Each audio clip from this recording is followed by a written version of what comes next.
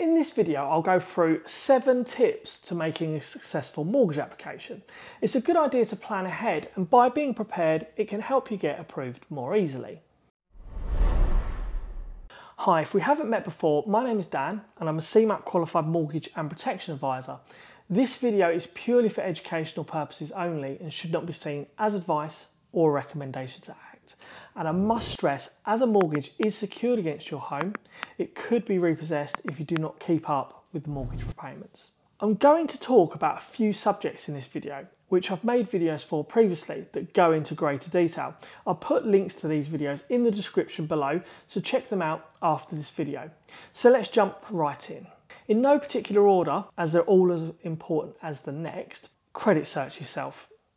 One of the biggest knockbacks of a mortgage application can be having poor credit history due to a missed or late payments. This doesn't mean you can't get a mortgage, you just need to be aware of the severity, and it will save you time if you know what your credit history looks like. This way you can be open and honest with the lender or a mortgage advisor, and they'll know straight away what steps to take next.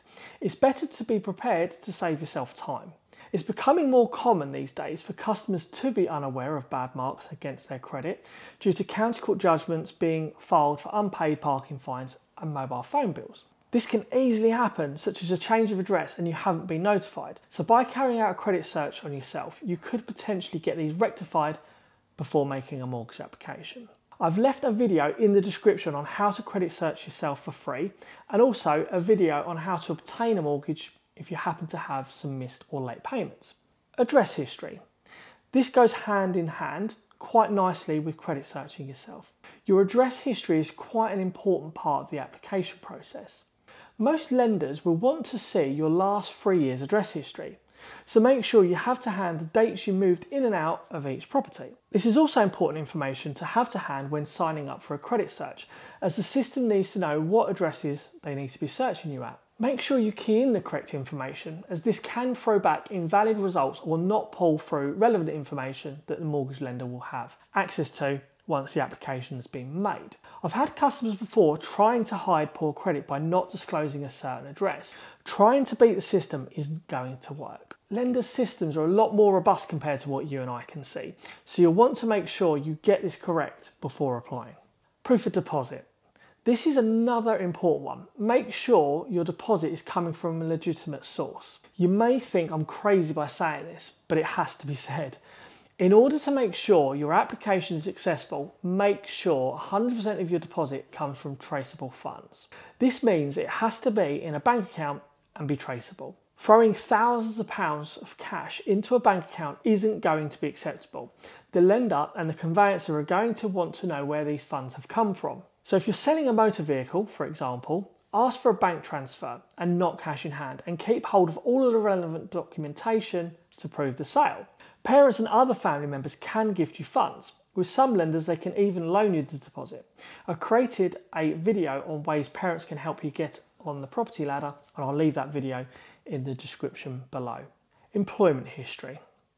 Lenders want to see that you're stable in employment. It's as simple as that. They need to know you're settled and able to pay them back going forward. In the majority of cases, being in the same job for 12 months is preferable, or at least 12 months within the same job role and industry. As with address history, make sure these dates are correct. You don't want your application being declined for non-disclosure of correct information. If you're self-employed, there are lenders who will accept only 1 year's trading history, but at least 3 years is preferable. If you were previously employed, carrying out the same line of work, and then went self-employed and have been so for a year, then lenders may take a view on this, or vice versa.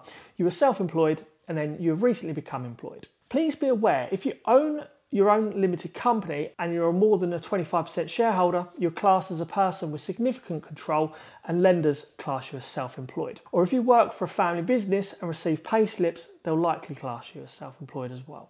This leads me nicely on to income. This is a vast subject to cover, but I'll keep it brief for the purpose of this video. This list is just a general rule of thumb, but every lender is different.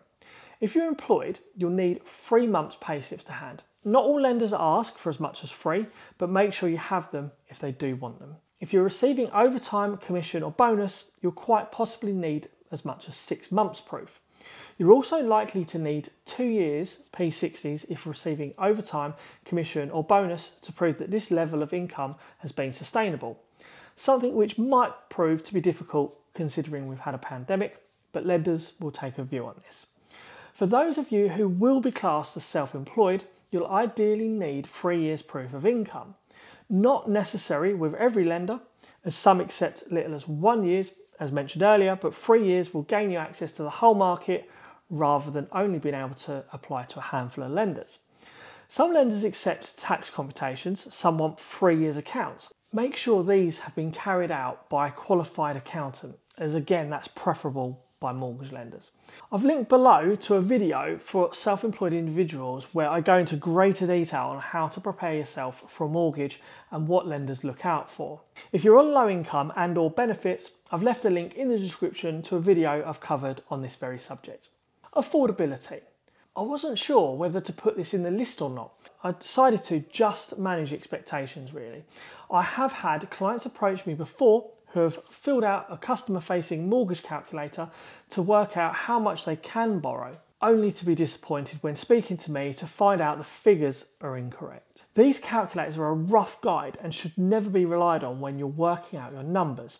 A lot of them do not factor in important parts of lenders' criteria and can give you skewed results. We have access to more accurate calculators and a lot of them are accessible to anyone.